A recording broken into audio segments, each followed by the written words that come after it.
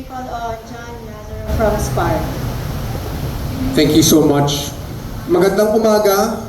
Good morning to all of our colleagues and to our media present. It's been made clear by our previous speakers on this panel that one big thing that is at stake here is, of course, the question of national sovereignty, as well as the question of the scale of the transfer of fuel from the Red Hill facility in Hawaii over to Subic here in the Philippines.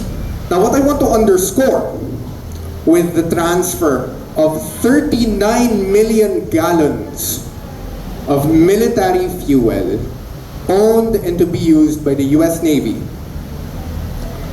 is not just a question of sovereignty, and of course not just the question of the direct environmental and social impacts that this fuel has, but the broader context within which this fuel transfer is taking place. Take note that this 39 million gallons of fuel, because it is owned by the US Navy, is not some sort of export of fuel to the Philippines that at the very least could be used by Filipino civilians. This is not the case. The case is that this fuel is going to be transferred to Subic, still as the property of the US Navy. The broader context here is the militarization of the Southeast Asian Sea, what the mainstream media and most commentators would call the South China Sea or the West Philippine Sea. But we would rather prefer to use the term Southeast Asian Sea. No? The broader context is that there is militarization happening in the Southeast Asian Sea. What does this militarization look like? On the part of the United States and its allies and key partners here in Asia, militarization looks like this. It's the expansion of military basing rights through EDCA. It's the expansion and the intensification of military exercises, more warships, more troops, more weapons, more ammunition, more training, all of it to prepare for some future war that these governments claim that they do not want to fight but are preparing to fight right here, right now. Every single day, there is a new exercise here in the Philippines getting ready for some sort of war. And another aspect of that is, of course, when it comes to the question of intensified basing, of intensified military exercises, you have intensified logistical needs. Part of that is the energy to fuel war. And that fuel is very much well enough, 39 million gallons of US Navy fuel to be based in the Philippines without any discussion from the public, without any discussion from the media here in the Philippines, without any notice from the government of the Philippines or even of the United States to the Philippines, tells us that there is something behind all of this. Now, of course, we can't, some people might say, of course, that, we can't just jump to conclusions. Maybe this is some sort of agreement, fine print of agreements between the Philippines and the United States, and it's all part of the treaty, so we don't have to tell you anything, right? But 39 million gallons of fuel is 39 million gallons of naval fuel that is enough only to service the needs of a fleet for its operations for quite some time. This is not something that we could say is just a fuel transfer. This is for us a fuel transfer that is curiously enough to fuel a fleet. And so we want explanations immediately from the government of the Philippines and from the government of the United States. What is this 39 million gallons of naval fuel for? Because if we are left in the dark, we are only left to make, and frankly, we are only left to make the logical conclusion that this 39 million gallons of naval fuel is going to be used to intensify militarization in the Southeast Asian Sea. Now let me make it clear, militarization is of course not only coming from the side of the United States and its allies, it's also of course coming from China. We know this from the fact that there is intensified construction of military facilities in the Southeast Asian Sea. There is intensified presence of the Chinese Coast Guard and the Chinese Coast Guard militia. We know this for a fact. But that is precisely the point. The more militarization we see in the Southeast Asian Sea, the more tensions will rise. The more we will see the chance of conflict escalating in our own backyard. And who is going to be at the front lines of this conflict? None other than the Republic of the Philippines. And who is going to face the brunt of the costs of this war? Not just financial, but also physical, environmental, social, generational. It is going to be the citizens of the Republic of the Philippines. The people of this country will bear the brunt and the costs of war. Now, I want to push back a bit against the prevailing narrative in mainstream media, both in the United States and here in the Philippines as well. The pervasive narrative is that we need the United States and we need the help of its allies to help us counter the aggression of China. For the longest time, that has been the stance of the Department of Foreign Affairs and the stance of multiple administrations in this country, and something that has been widely backed by the public here in the Philippines. That is understandable due to our history of colonization by the United States. However, I would also like to point out that the United States is not sending its ships here for so-called freedom of navigation exercises solely to defend its little brother Philippines from Chinese aggression.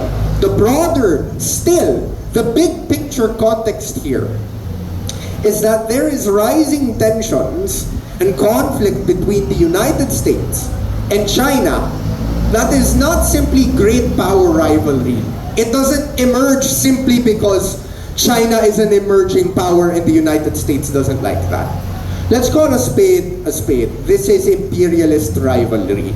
It is rivalry between two imperialist powers that are going head to head because they are fighting for economic influence around the world, and they are looking to compete with each other because they want to ensure access to markets, access to resources, access to diplomatic connections all around the world. And if it means war, then it means war. We have seen imperialist rivalry and the cost of imperialist war all throughout history. Time and time again, we have seen this kind of conflict happen because these imperialist powers were left to their own devices to wage war around the world, whether it be at the cost of the destruction of countries like the Philippines, of former colonies, of countries that they seek to dominate and in reality to dominate.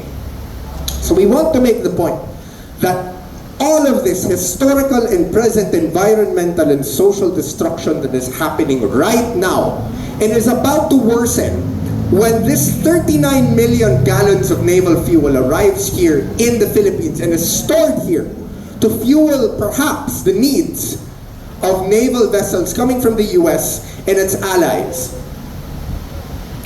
We can expect the same thing that the Filipino people have suffered in the past when it came to permanent US bases in the past. Environmental, social destruction, the exploitation of labor, gendered and sexual exploitation, the destruction of our environment, the same reasons so egregious and condemnable that the people of this country decided to rise up and say, we do not want these bases anymore, we will expel these bases. In 1992, if these bases, if these facilities, if these troops are allowed to return here in any capacity and in any scale, expect to see these problems return, expect to see these problems worsen. This is a problem especially for us as youth, because these effects are not simply something that happens in one day. We sleep today, wake up the next day, and then suddenly everything has changed. No, these problems are a slow burn.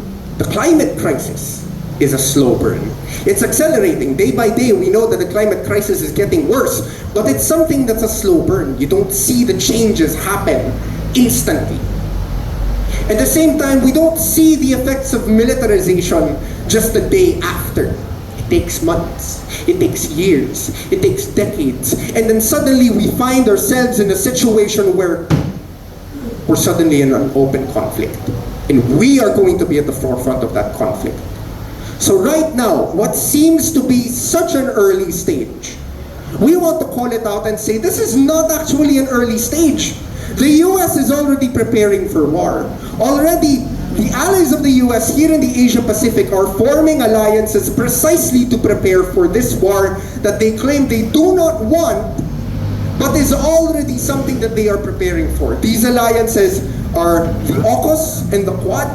AUKUS being Australia, UK, and the US, and the Quadrilateral Security Dialogue being the US, Japan, Australia, and India. These are all groupings, alliances, networks, countries that all want to intensify basing and training here in the Philippines, and it will be completely no surprise to us if these 39 million gallons of fuel here in the Philippines, if successfully they come here to the Philippines, will be used to service this kind of intensified training and intensified basing.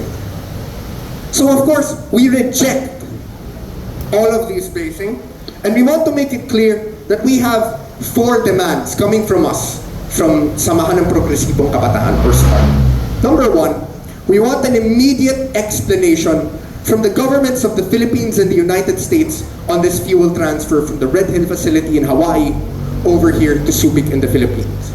Number 2, we want the Philippine government to immediately reject fuel transfer from Hawaii to Subic. Immediately. Third, we demand the rejection of all treaties that are causing militarization here in the Southeast Asian Sea and in the Philippines. What are these treaties? Number 1, the oldest and strongest, the Mutual Defense Treaty between the Philippines and the United States. Number 2, we want the Visiting Forces Agreement junked, not just with the US but also with its allies. Number 3, we want EDCA junked. No more military basing, no more base leasing. We want all of these things to be gone. Not just because of the environmental and social impacts that they have, but precisely because of militarization. And number 4, finally, we want the Philippine government to pivot away from always relying on the frankly infantile notion that we have to pick between the United States and China. We do not want what the Marcos government says, that we have to rely on the US government, and we do not want what the Duterte faction says, that we have to rely on China. We reject having to choose between this binary of superpowers. We propose an alternative. The countries of ASEAN are the ones who are most affected by militarization, by environmental destruction, by social destruction, and by the threat and the reality of imperialism.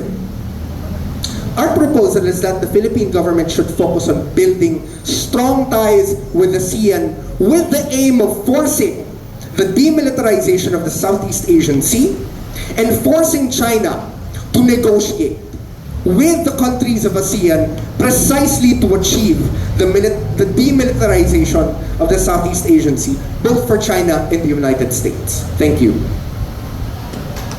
Thank you, John.